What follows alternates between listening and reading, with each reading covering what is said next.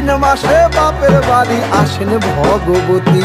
আশ্বিন মাসে বাপের বাড়ি আসেন ভগবতী। বলো গৌরী এলো দেখে জালো, গৌরী এলো দেখে জালো, গৌরী এলো দেখে জালো, গৌরী এলো দেখে জালো। ভবের ভবানী আমার ভবন করিল আলো। গৌরী এলো দেখে জালো, গৌরী এলো দেখে জালো।